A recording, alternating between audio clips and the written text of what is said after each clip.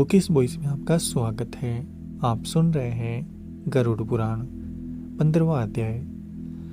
धर्मात्मा जन का दिव्य लोकों का सुख भोग कर उत्तम कुल में जन्म लेना, शरीर के व्यवहारिक तथा पारमार्थिक दो रूपों का वर्णन, अजपाजप की विधि, भगवत प्राप्ति के साधनों में भक्ति योग की प्रधानता। गरुड़ जी ने कहा, धर्मात्मा व्यक्ति स्वर्ग के भोगों को भोग कर पुनः निर्मल कुल में उत्पन्न होता है। इसलिए माता के गर्भ में उसकी उत्पत्ति कैसे होती है, इस विषय में बताइए। एक करुणा निधि पुण्यात्मा पुरुष इस देह के विषय में किस प्रकार विचार करता है, वह मैं सुनना चाहता हूँ, मुझे बताइए। श्री भगवान बोले, हिताक्ष, तुमने ठीक पूछा है। मैं तुम्हें परम गोपनीय बात बताता हूँ, जिसे जान लेने मात्र से मनुष्य सर्वज्ञ हो जाता है। पहले मैं तुम्हें शरीर के पारमार्थिक स्वरूप के विषय में बतलाता हूँ, जो ब्रह्मांड के गुणों से संपन्न है, योगियों के द्वारा धारण करने योग्य है। इस पारमार्थिक शरीर में जिस प्रकार योगी लोग षट चक्र का चिंतन करते हैं और ब्रह्म रंध्र में सच्चिदानंद स्वरूप ब्रह्म का जिस प्रकार ध्यान करते हैं, वह सब मुझसे सुनो। पुण्यात्मा जीव पवित्र आचरण करने वाले लक्ष्मी संपन्न ग्रस्तों के घर में जैसे उत्पन्न होता है, उसके पिता एवं माता के विधान तथा नियम जिस प्रकार के होते हैं, उनके विषय में मैं तुमसे कहता हूँ। स्त्रियों के ऋतुकाल में 4 दिन तक उनका त्याग कर देना चाहिए।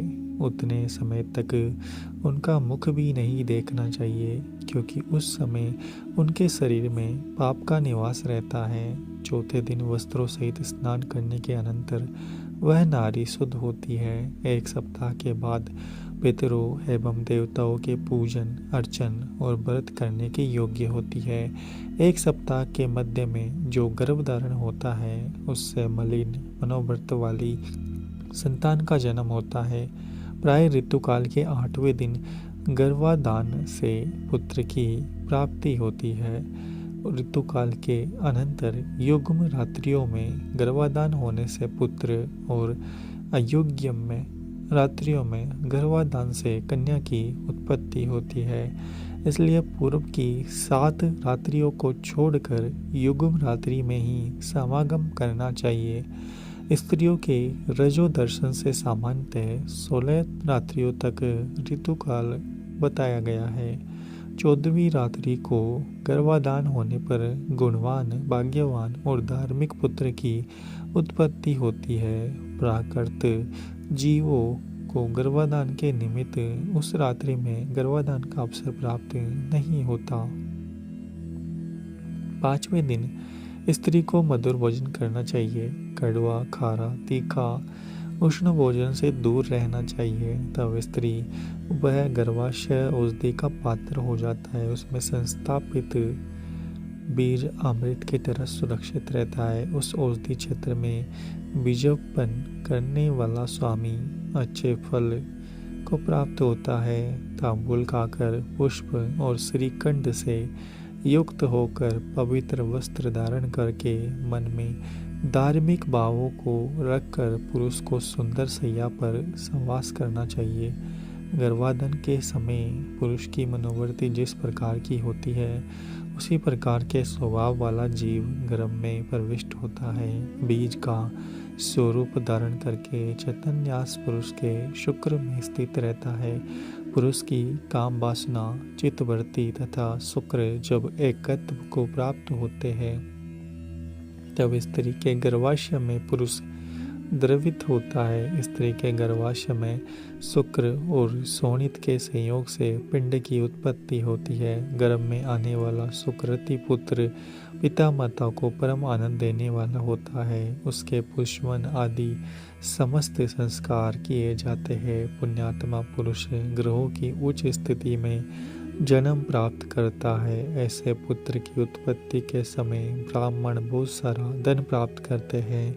वह पुत्र विद्या और विनय से संपन्न होकर पिता के घर में बढ़ता है और सत्पुरुषों के संसर्ग से सभी शास्त्रों में पांडित्य संपन्न हो जाता है। वह तरुणावस्था में दिव्य अंगना आदि का योग प्राप्त करता है और दानशील तथा धनी होता है। पूर्व में किए हुए तपस्या, तीर्थ सेवन आदि महापुण्यों के फल का उदय होने पर वह नित्य आत्मा और अनात्मा अर्थात परमात्मा और उससे भिन्न पदार्थों के विषय में विचार करने लगता है, जिससे उसे यह बोध होता है कि सांसारिक मनुष्य ब्रह्म बस रस्सी में सर्प के आरोप की भांति वस्तु अर्थात सच्चिदानंद ब्रह्म में अवस्तु अर्थात अज्ञान आदि जगत प्रपंच का अध्यारोप करता है। तब अपवाद उसे रस्सी में सर्प की भ्रांति के निराकरण पूर्वक रस्सी की वास्तविकता के ज्ञान के समान ब्रह्म रूपी सत्य वस्तु में अज्ञान आदि जगत प्रपंच की मिथ्या प्रतीति के दूर हो जाने पर और ब्रह्म रूप सत्य वस्तु का सम्यक ज्ञान हो जाने पर वह उसी सच्चिदानंद ब्रह्म का चिंतन करने लगता है। सांसारिक पदार्थ रूप असत्य या अनात्म पदार्थों से अन्वित होने वाले इस ब्रह्म के संग रहित शुद्ध स्वरूप के सम्यक बोध के लिए मैं तुम्हें इसके साथ अन्वित या संबंध प्रतीत होने वाले पृथ्वी आदि अनात्म के अर्थात पंचभूत आदि के गुणों को बताता हूँ। पृथ्वी, जल, अग्नि, वायु तथा आकाश ये 5 स्थूल भूत कहे जाते हैं। यह शरीर इन्हीं 5 भूतों से बनता है, इसलिए 5 भूती कहलाता है। हे खगेश्वर, त्वचा, हड्डियाँ, नाड़ियाँ, रोम तथा मांस ये 5 भूमि के गुण हैं। यह मैंने तुम्हें बताया है। लार, मूत्र, वीर्य, मज्जा, 5वां रक्त ये 5 जल के गुण कहे गए हैं। अब तेज के गुण को सुनो। यथाक्षय योगियों के द्वारा सर्वत्र क्षुधा, तृषा, आलस्य, निद्रा और क्रांति ये 5 गुण तेज के कहे गए हैं। सिकुड़ना, दौड़ना, लांगना, फैलना, चेष्टा करना ये 5 गुण वायु के कहे गए हैं। घोष, शब्द, चित्र, गांभीर्य, श्रवण और सर्व संसर्य ये 5 गुण तुम्हें प्रयत्न पूर्वक आकाश के जानने चाहिए। पूर्व जन्म के कर्मों से अधिवासित मन, बुद्धि, अहंकार और चित्त यह अंतःकरण चतुष्टय कहा जाता है। श्रोत्र, त्वक, जीवा, चक्षु, नासिका ये ज्ञानेन्द्रिया है तथा बाक, हाथ, पैर, गुद्दा, उपस्थ ये कर्मेंद्रिया है। दिशा, वायु, सूर्य, प्रचेता और अश्विनी कुमार ये ज्ञानेन्द्रिया तथा वहीं इंद्र, विष्णु, मित्र, प्रजापति ये कर्मेंद्रियों के देवता कहे गए हैं। देह के मध्य में इड़ा, पंगिला, सुषुम्ना, गांधारी, गज ही जीवा, उषा, यशस्विनी, अलम, भूसा, कुहू और संकिनी ये 10 प्रधान नाड़ियां स्थित है।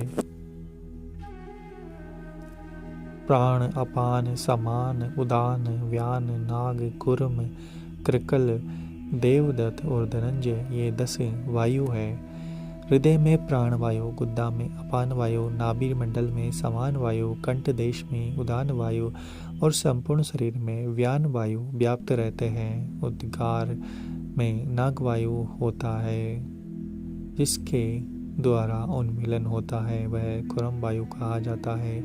कर्कल नामक वायु क्षुधा को उद्दीप्त करता है। देवदत्त नामक वायु जम्बाई कराता है। सर्वव्यापी धनंजय वायु मृत्यु के पश्चात भी मृत शरीर को नहीं छोड़ता। ग्रास के रूप में खाया हुआ अन्न सभी प्राणियों के शरीर को पुष्ट करता है। उस पुष्टिकारक अन्न के सारांशभूत रस को व्यान नामक का वायु शरीर की सभी नाड़ियों में पहुंचाता है। उस वायु के द्वारा भुक्त आहार 2 भागों में विभक्त कर दिया जाता है। गुद्दा भाग में प्रविष्ट होकर सम्यक रूप से अन्न और जल को पृथक पृथक करके अग्नि के ऊपर जल और जल के ऊपर अन्न को करके अग्नि के नीचे वह प्राणवायु स्वतः स्थिर होकर उस अग्नि को धीरे धीरे दोखता है।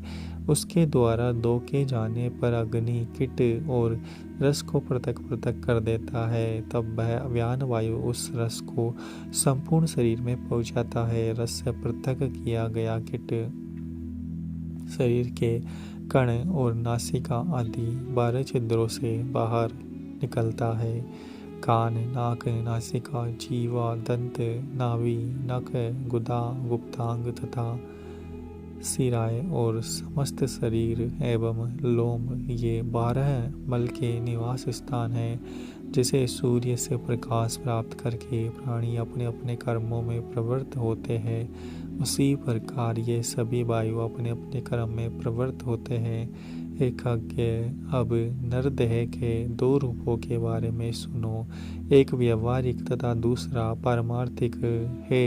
विंतासुत व्यवहारिक शरीर में 3.5 करोड़ रोम, 7 लाख केश, 20 नख तथा 32 दांत सामान्यतः बताए गए हैं। इस शरीर में 1000 पल मांस, 100 पल रक्त, 10 पल मैदा, 17 पल त्वचा, 12 पल मज्जा और 3 पल महारक्त होता है। पुरुष के शरीर में 2 कुडव शुक्र और स्त्री के शरीर में 1 कुडव शोणित होता है।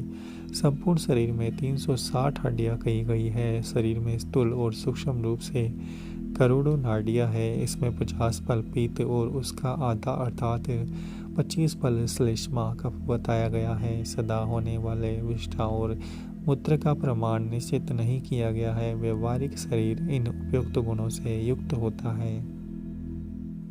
पारमार्थिक शरीर में सभी 14 भुवन, सभी पर्वत, सभी द्वीप, सभी सागर तथा सूर्य आदि ग्रह विद्यमान रहते हैं। पारमार्थिक शरीर में मूलाधार आदि 6 चक्र होते हैं। ब्रह्मांड में जो गुण कहे गए हैं वे सभी इसी शरीर में निवास करते हैं। योगियों की धारणा स्पष्ट उन गुणों को मैं बताता हूँ जिनकी भावना करने से जीव विराट स्वरूप का भागी हो जाता है। पैर के तले में तवलोक तथा पैर के ऊपर वितल लोक जानना चाहिए। इस प्रकार जानों में सुतल लोक और जांघों में महातल जानना चाहिए।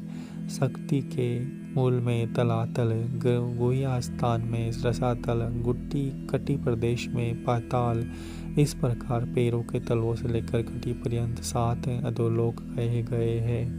नाभि के मध्य में भूरलोक, नाभि के ऊपर भूवरलोक, हृदय में स्वरलोक, कंठ में महरलोक, मुख में जनलोक, ललाट में तपोलोक और ब्रह्मरंध्र में सत्यलोक स्थित है। इस प्रकार 14 लोक पारमार्थिक शरीर में स्थित है। त्रिकोण के मध्य में मेरु, अंतः कोण में मंदर, दाहिने कोण में कैलाश, वाम कोण में हिमाचल, उदीव रेखा में निषद, दाहिनी ओर की रेखा में गंधमादन तथा बाई ओर की रेखा में रमणाचल नामक पर्वत स्थित है। ये 7 कुल पर्वत इस पारमार्थिक शरीर में है। अस्थि में जम्बू द्वीप, मज्जा में शाख द्वीप, मांस में कुश द्वीप, सिराओं में क्रौंच द्वीप, त्वचा में शालम द्वीपीय, रोम समूह में गोमदेव द्वीपीय और नख में पुष्कर द्वीप की स्थिति जाननी चाहिए। तत्पश्चात सागरों की स्थिति इस प्रकार है। हे विंतासुत, सार शुद्ध समुद्र में, मूत्र में क्षीरसागर, दूध में सुरा का सागर, श्लेष्म में कृत का सागर, मज्जा में रस का सागर, शरीर स्थ में रस में दधि सागर, रक्त में स्थित समझना चाहिए। स्वादुधक सागर को लंबिका स्थान में समझना चाहिए। नाद चक्र में सूर्य, बिंदु चक्र में चंद्रमा, नेत्रों में मंगल और हृदय में बुध को स्थित समझना चाहिए। विष्णु स्थान अर्थात नाभि में स्थित मणिपुर चक्र में बृहस्पति, शुक्र में शुक्र स्थित होता है। नाभि स्थान नाभि में शनिश्चर स्थित है। मुख में राहु स्थित कहा गया है। वायु स्थान केतु स्थित है। इस प्रकार समस्त ग्रह मंडल इस पारमार्थिक शरीर में विद्यमान है। इस प्रकार अपने शरीर में समस्त ब्रह्मांड का चिंतन करना चाहिए। प्रभात काल में सदा पद्मासन में स्थित होकर षट चक्रों का चिंतन करे और यथोक्त क्रम से अजपा जप करे। अजपा नाम की गायत्री मुनियों को मोक्ष देने वाली होती है। इसके संकल्प मात्र से मनुष्य सभी पापों से मुक्त हो जाता है। हे ताक्षस सुनो, मैं तुम्हें अजपा जप का उत्तम क्रम बताता हूँ, जिसको सर्वदा करने से जीव जीव भाव से मुक्त हो जाता है। मूलाधार, स्वादिष्ठान, मणिपूरक, अनाहत, विशुद्ध, आज्ञा, इन्हें षट चक्र कहा जाता है। इन चक्रों का क्रमशः मूलाधार में, लिंग देश में, नाभि में, हृदय में, कंठ में, भोह के मध्य में, ब्रह्मरंध्र में चिंतन करना चाहिए। मूलाधार चक्र चतुर्लाकार अग्नि के समान और वह स पर्यंत वर्णों का आश्रय होता है। स्वादिष्ठान चक्र सूर्य के समान दीप्तिमान, ब से लेकर ल पर्यंत वर्णों का आश्रय स्थान और षड्लाकार होता है। मणिपुर का चक्र रक्तिम आभा वाला 10 लाकार और ड से लेकर फ पर्यंत वर्णों का आधार होता है। अनाहत चक्र 12 लाकार स्वर्णिम आभा वाला तथा क से ठ पर्यंत वर्णों से युक्त होता है। विशुद्ध चक्र 16 लाकार 16 स्वरू से युक्त कमल और चंद्रमा के समान कांति वाला होता है। आज्ञा चक्र है स इन 2 अक्षरों से युक्त द्विगोलाकार और रक्तिम वर्ण का है। उसके ऊपर ब्रह्मरंध्र में दीप्यमान सहस्त्रदल कमलाकारक चक्र है, जो कि सदा सत्यमय, आनंदमय, शिवमय, ज्योतिर्मय और शाश्वत है। इन चक्रों में क्रमशः गणेश, ब्रह्मा, विष्णु, शिव, जीवात्मा, गुरु, व्यापक प्रब्रह्म का चिंतन करना चाहिए। अर्थात मूलाधार चक्र में गणेश का, स्वादिष्ठान चक्र में ब्रह्मा जी का, मणिपूरक चक्र में विष्णु का, अनाहत चक्र में शिव का, विशुद्ध चक्र में जीवात्मा का, आज्ञा चक्र में गुरु का और सहस्त्रा चक्र में सर्वव्यापी परब्रह्म का चिंतन करना चाहिए। विद्वानों ने एक दिन रात में 21,600 श्वासों की सूक्ष्म गति कही है। अहम का उच्चारण करते हुए श्वास बाहर निकलता है और स की ध्वनि करते हुए अंदर प्रविष्ट होता है। इस प्रकार तात्विक रूप से जीव हंस है इस मंत्र से परमात्मा का निरंतर जप करता रहता है। जीव के द्वारा अहोरात्र में किए गए जाने वाले इस अजपा जप के 600 मंत्र गणेश के लिए, 6000 ब्रह्मा के लिए, 6000 विष्णु के लिए, 6000 शिव के लिए, 1000 जीवात्मा के लिए, 1000 गुरु के और 1000 मंत्र जप चिदात्मा के लिए निवेदित करने चाहिए। श्रेष्ठ संप्रदाय वेता तरुण, अरुण आदि मन्नी इन षट चक्रों में ब्रह्म युख के रूप में स्थित गणेश आदि देवताओं का चिंतन करते हैं। शुक्र आदि मुनि भी अपने शिष्यों को इनका उपदेश करते हैं। अतः महापुरुषों की प्रवृत्ति को ध्यान में रखकर विद्वानों को सदा इन चक्रों में देवताओं का ध्यान करना चाहिए। सभी चक्रों में अनन्य भाव से उन देवताओं की मानस पूजा करके गुरु के उपदेश के अनुसार अजपा गायत्री का जप करना चाहिए। इसके बाद ब्रह्मरंध्र में अधोमुख रूप में स्थित सहस्त्र दल कमल में हंस पर विराजमान वर तथा अव्यय मुद्रा युक्त दोनों हस्त कमलों की स्थिति वाले श्री गुरु का चिंतन करना चाहिए। गुरु चरणों से निकली हुई अमृतमयी धारा से अपने शरीर को प्रक्षालित होता हुआ सा चिंतन करें। फिर पंचोपचार से पूजा करके स्तुति पूर्वक प्रणाम करना चाहिए।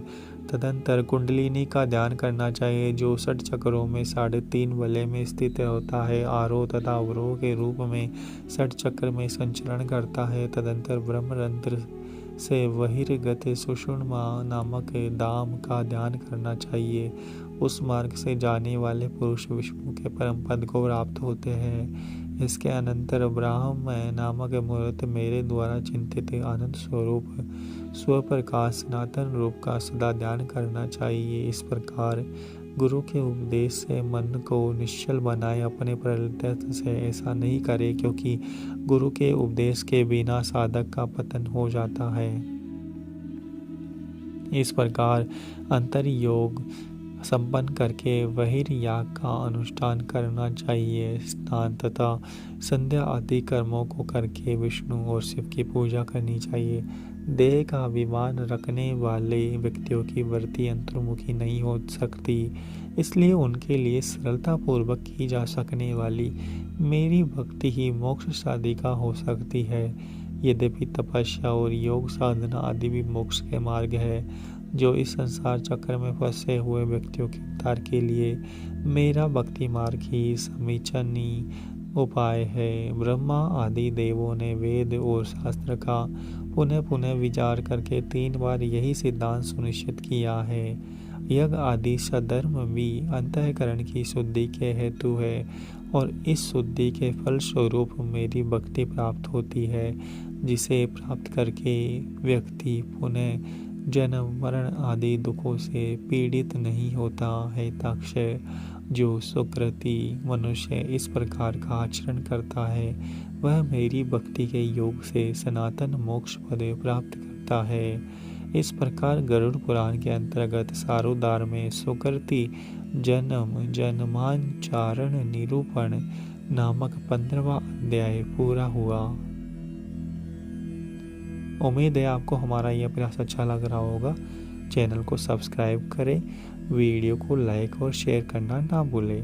मिलते हैं आपसे अगले एपिसोड में।